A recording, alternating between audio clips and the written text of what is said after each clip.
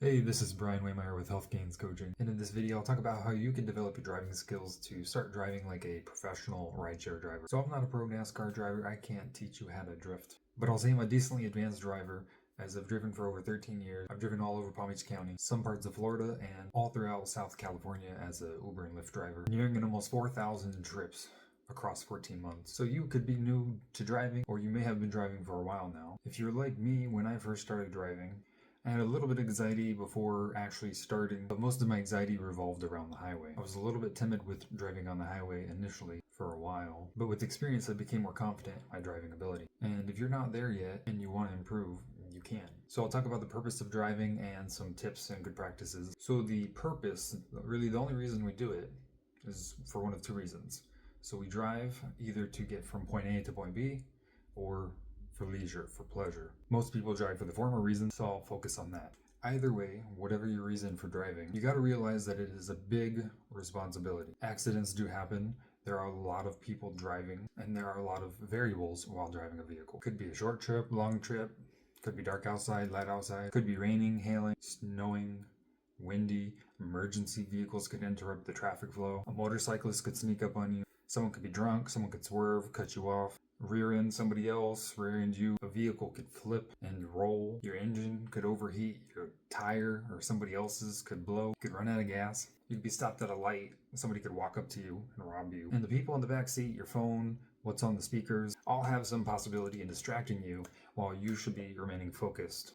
Now, I'm not saying don't listen to music, a podcast, or anything like that, but that brings me to the main responsibility of being a driver, which is to always focus on the big machine that you are driving, to maintain situational awareness by being aware of your vehicle's surroundings. At this point, I'll go into some tips and good practices and show you some more footage. So I've already talked about how your first order of business, your primary task, is to focus while driving, to maintain situational awareness. So the rest of these tips and good practices aren't going to be in any particular order. Once you've got a driver's license and you know your primary responsibility while driving, the rest is just experience and more information helping you to become a better driver. So as you're driving, it's good to be aware of your blind spots, not only the blind spots of your vehicle, but the blind spots on the road that are caused by other vehicles and other objects. It's important to keep in mind that different vehicles are going to have different blind spots, and that huge vehicles like semi-trucks are maybe going to have some of the worst blind spots. So looking at this first clip, you can see this vehicle pass in front of me,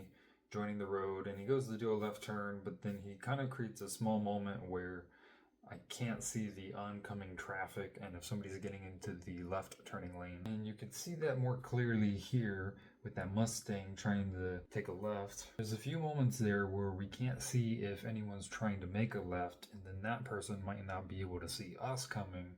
So they think they have the opportunity to go, and then they end up cutting us off. So we just have to be mindful of those blind spots. If we need to, we could slow down just for a couple seconds. So the bigger the vehicle, the more likely it is that they're going to cause blind spots for you and other people. And sometimes in passing slower traffic that's supposed to be driving on the right hand side of the road, passing slower traffic or a bigger vehicle can sometimes be dangerous. As you can see in this clip here, there's some traffic that wants to go faster than me in this box truck. So they pass us in the left lane. But if you look at the top right hand of the footage here, it's a little blurry, but you could see that there's some pedestrians crossing traffic, cutting off these vehicles. Most likely these cars that were approaching didn't see them until they got closer to the intersection. I didn't see them until they got out from behind the box truck. This is a good example of a random variable that could affect you while you're driving. Now, jaywalking is handled differently in different states. Personally, I don't care about jaywalking as long as you are safe about it. These people weren't really that safe about it. You just got to be careful as you're driving, because you never know when a pedestrian is going to get on the road. You never know when an object is going to fall from somebody's car, making you have to move your vehicle out of the way. You can kind of see an example in this clip when you see the first vehicle make a left turn to cross my lane of traffic. And the second vehicle has the opportunity. He's a little bit behind the vehicle in my direction of travel trying to make a left or a U-turn there.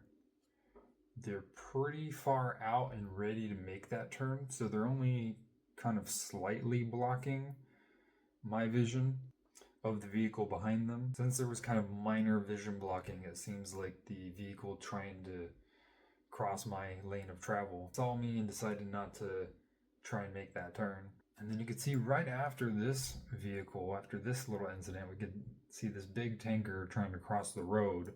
The tanker ends up blocking a great deal of my vision for a good duration and ends up blocking the left lane for a few seconds. If anyone was coming up on my left, they would have had to slow down, otherwise they would have hit that tanker and lost, unless it was a big vehicle.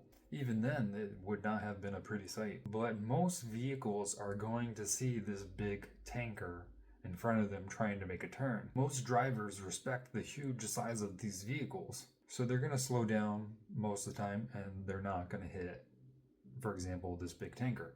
The bigger, more likely concern is any vehicles that are behind this big tanker that I can't see, potentially trying to make a left turn or a U-turn into my lane of travel. It doesn't happen often, but sometimes, even if another driver doesn't have a line of sight of the road, say in this example, they might still try and take the turn. I had one such instance a few months ago when I was driving home from work heading south. There was only a slight bit of rain, but in my 2 lanes there was some big truck on the right, I guess the whole right side of the road that was blocking some field of vision to this apartment entry and exit way that I was just about to pass. And this vehicle was trying to exit this apartment area, cross 2 lanes, trying to get into the U-turn lane to go the opposite direction. And supposedly her vision was blocked by this big truck and she just decided to go.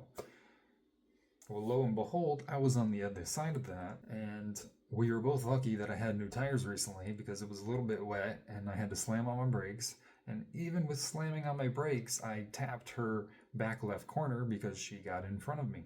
She cut me off. If I didn't see her, if I didn't react in time, if I wasn't able to brake as much, I would have slammed right into her driver's side of the vehicle, and it potentially would have been fatal. Another tip is if you haven't heard of potholes or experienced potholes yourself, then there's something to be mindful of. They have a possibility of negatively influencing your driving.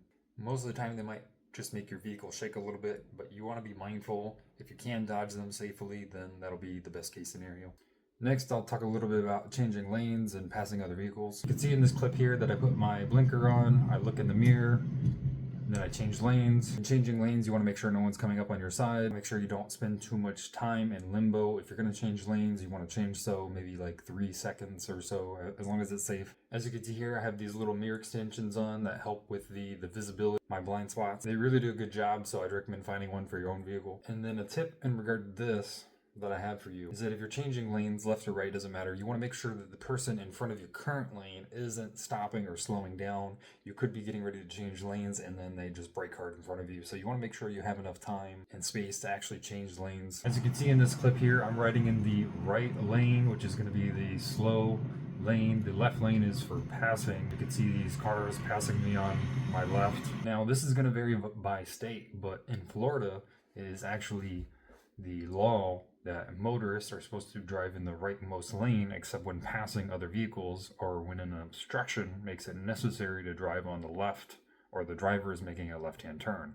That is Florida Statute 316.081. As you can see in this clip, I'm approaching a city bus. It's stopped, it's picking somebody up. I can either stop myself or I can go around it. I've already seen that there's no one coming up on my left. I'm just careful not to change lanes in the middle of the intersection, as that can be a dangerous time to change lanes. I thought it was illegal in Florida, but it does not appear to be so. It might be illegal in some other states. So you can see that I've passed the city bus successfully. If it was a school bus that had its stop signs out, then I would have had to stop by law. There is some variation between states as far as stopping for school buses. Most of the time you're going to have to stop for the school bus if it's on the same side of the road, and also if it is on the other side of the road, if there is not a median in between. There's a little bit more nuance in the law with that, but that is the basic description of it. Also going down the road here, you can see I got the spaced or broken white lines dividing the 2 northbound lanes here, and it means you could freely switch lanes. If it were a solid line, you wouldn't be able to cross. I'll go ahead and show this clip and then I'll start talking about a different subject. You can see that I start to reduce my speed at the beginning of this clip. I was already reducing my speed because I saw this person start to cut me off. They were able to merge in to my direction of travel successfully, but they did end up cutting me off and forcing me to slow down by a good 10 miles an hour. So now I move into green, yellow, and red lights, and thus going, slowing down, and stopping. So you can see in this clip here that somebody inside of this box truck starts to slow down a little bit, and then I end up having to come to a kind of smooth but decently quick stop. It's always a good idea to be mindful about the distance between your vehicle and the vehicle in front of you. And if you can look ahead and see any vehicles that are in front of the vehicle and ahead of you, then you could determine if they are starting to slow down or if there's anything going on that you need to be aware of. So when approaching a light, sometimes it can start to turn on you, and you got to be mindful that you don't enter the intersection too late, as you might get a ticket, not only from a police officer, but some intersections actually have cameras that'll detect if you entered the intersection once it was already red, and then it'll just forcibly give you a ticket, as I experienced in Boynton Beach. Got a $160 ticket plus like $10 service fee. You could see that through this intersection I was pretty close. I passed the light before it actually turned red, and I actually entered the intersection before it turned red. So I was in the clear, but it was pretty close.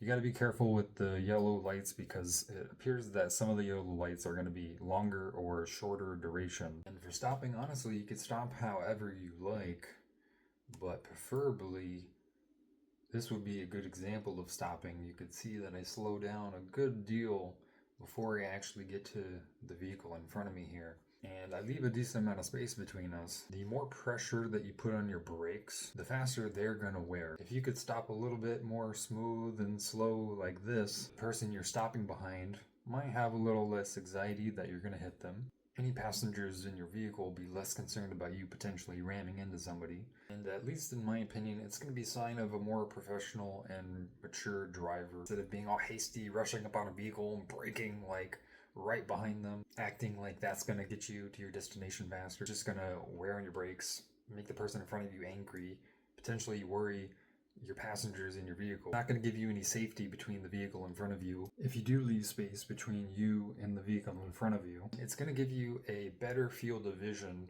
for what's in front of you. If you're closer to the car in front of you, then that vehicle is going to appear bigger and block more of your vision. And this railroad is actually a great example here.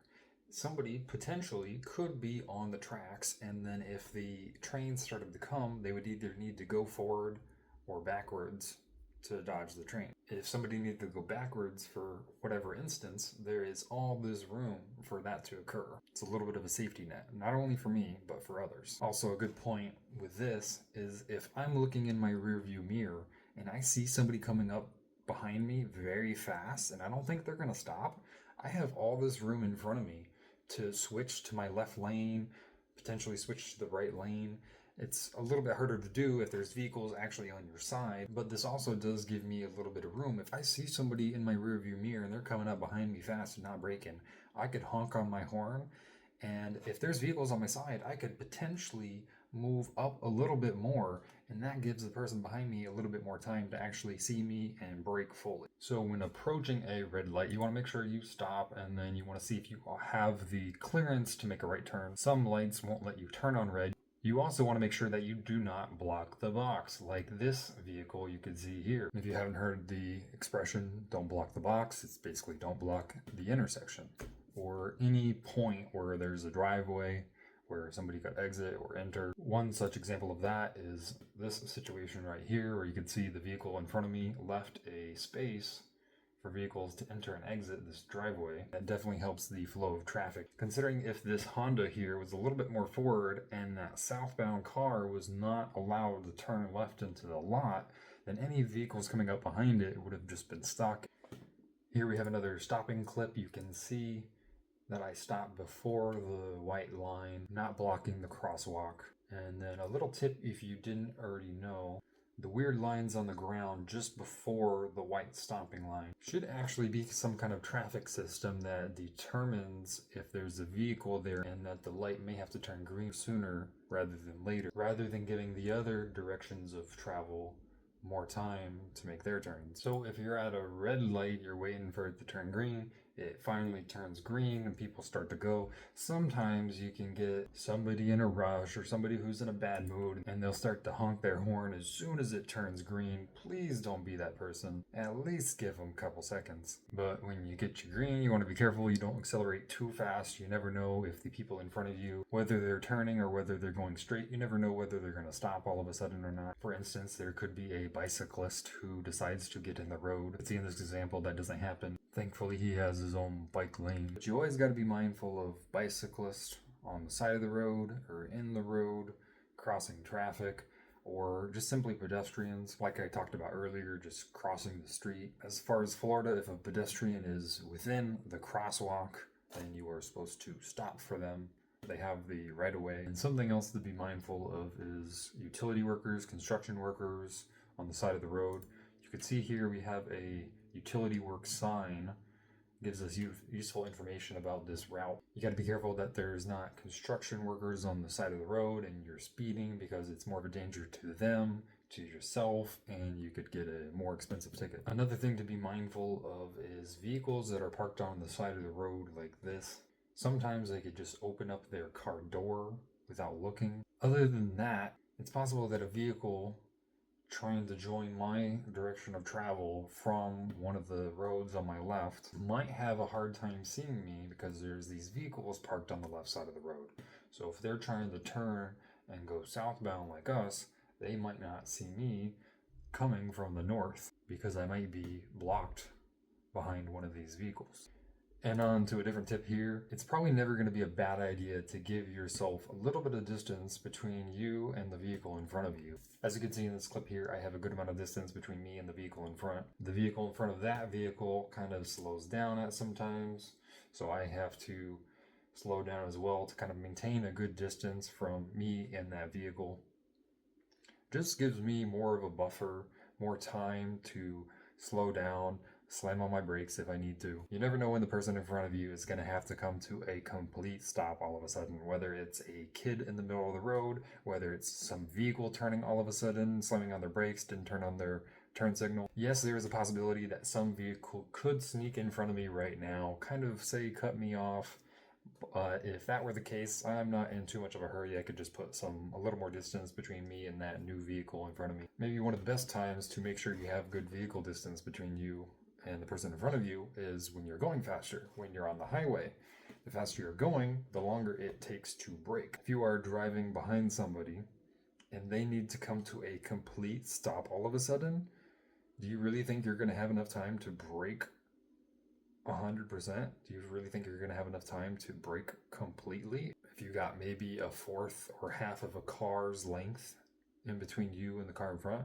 Probably not. If the person in front of you has to come to a complete stop, then you will probably come to a complete stop as well, forcibly, if you don't maintain your distance and brake appropriately. Another tip is to frequently check your mirrors. As I said, to maintain your situational awareness, it's a good idea to check your rear view mirror, see who's behind you, who's coming up on your left, who's coming up on your right, and preferably you want to do all this while maintaining awareness of what's going on in front of you, because that is the direction you are going. That is your biggest concern. But preferably you want to be aware of your vehicle's surrounding as much as possible. And right here we just have an example of a few variables going on at once. We have somebody crossing our direction of travel to turn into the lot to my right. And then we have a vehicle coming from that lot joining my direction of travel. It all happened smoothly, and no one needed to brake until this white truck got a little bit further up, and then a vehicle decides to kind of cut him off a little bit, forcing him to slow down a little bit. So I think I already showed you this clip where that second vehicle decides not to make that left turn, and then this big trucker kind of takes up the road. But a little bit farther down the line here, we can see this Jeep and how it starts to go.